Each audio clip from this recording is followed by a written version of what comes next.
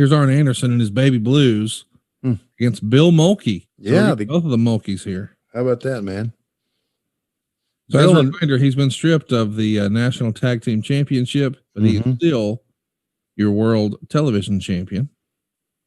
Man, that belt right there, that's my new holy grail, dude. I'm chasing.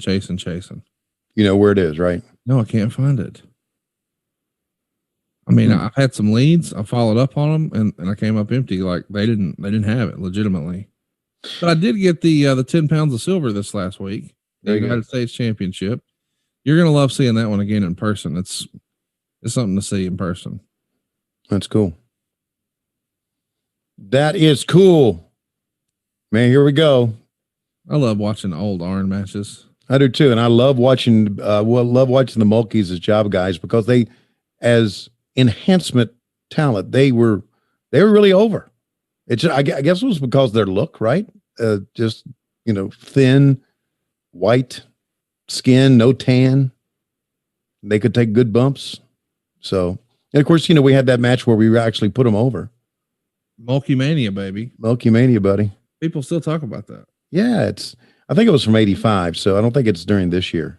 Maybe it was during this year. I don't know. No, it's probably 85. Yeah, it was just. We can find out.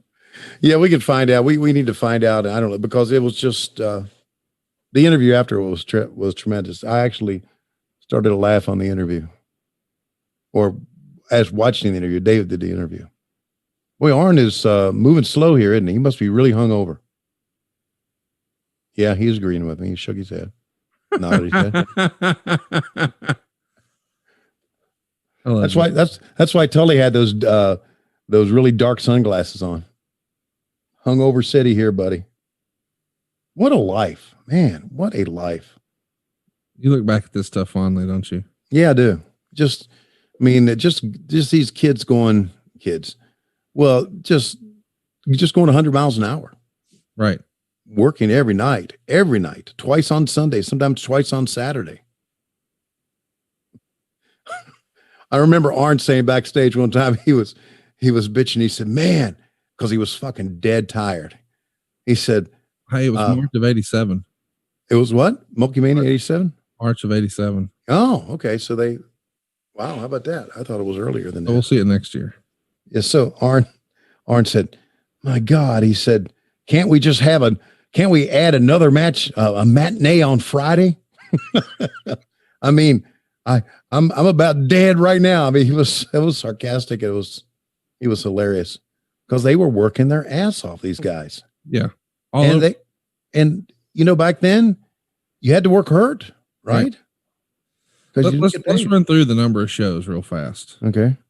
The prior week was February 1st. So you had the matinee show, which is the TV taping. And that's in Atlanta. That night you're in Philly. The next day you're in Charlotte or Ontario or Atlanta because they ran 3 shows. Jesus. You had 2 matinees and the night show.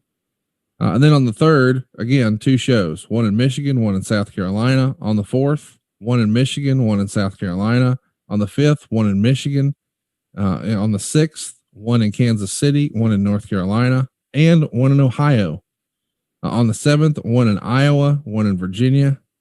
On the 8th, which is where we are right now, we're in Atlanta, but that night we're in St. Louis. The next day we're in North Carolina. The following day, Ohio. No, that's the same day, double shot.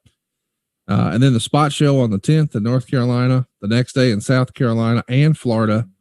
On the 12th, we're in North Carolina and Miami. On the 13th, we're in South Carolina and Winnipeg.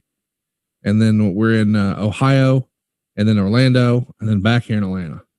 So that's a 2-week period. 2 weeks, all those shows. Yeah, it was an amazing time for Jim Crockett Promotions that obviously they were unable to keep up with. They also had me because now I'm working full time in wrestling here.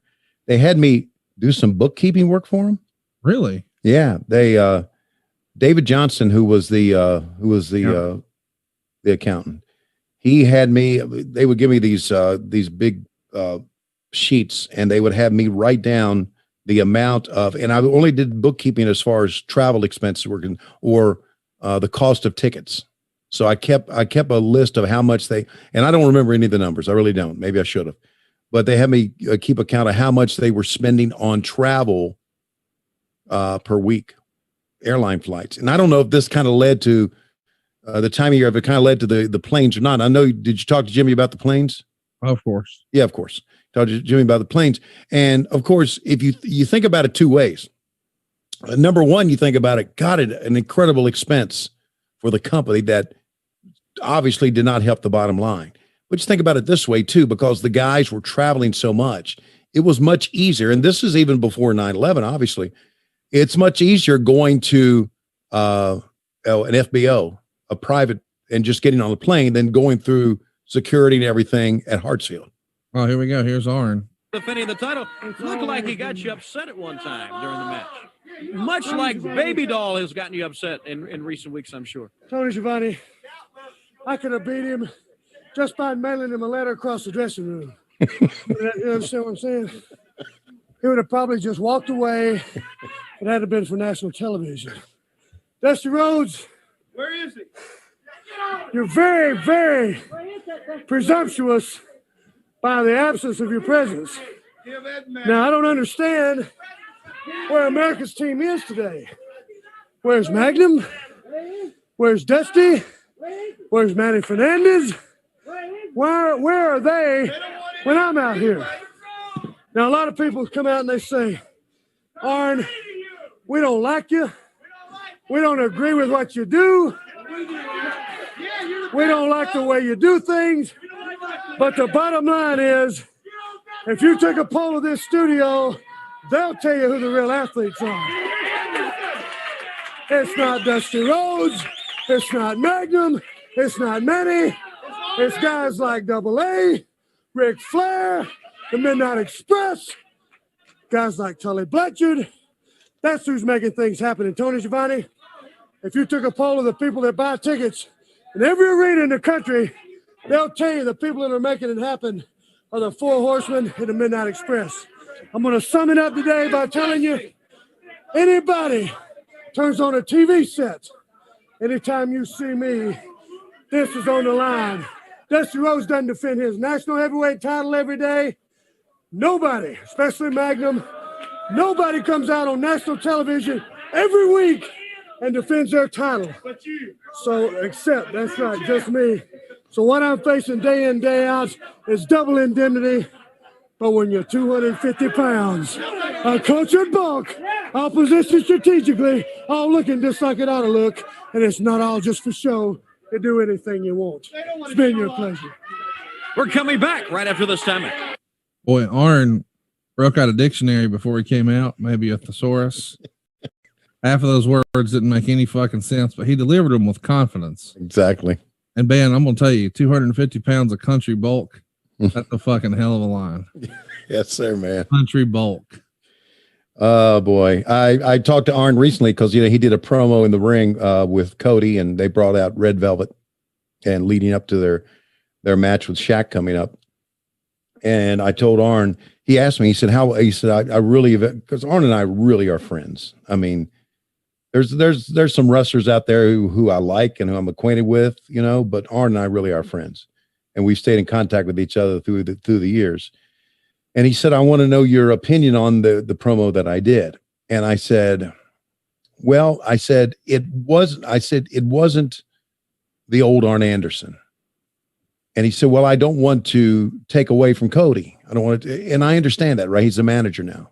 Yeah. And I said, have you gone back and listened to your old 86 stuff? He said, no. I said, do that. Yeah. I said, be Arn Anderson out there. And then again, he says, well, I want to stay in I said, they hired you to be Arn Anderson. Yeah. So freaking be it. So hopefully he'll go back. Maybe you'll get him to go back and look. He hasn't looked at his old stuff, and he needs to, man, because it was tremendous.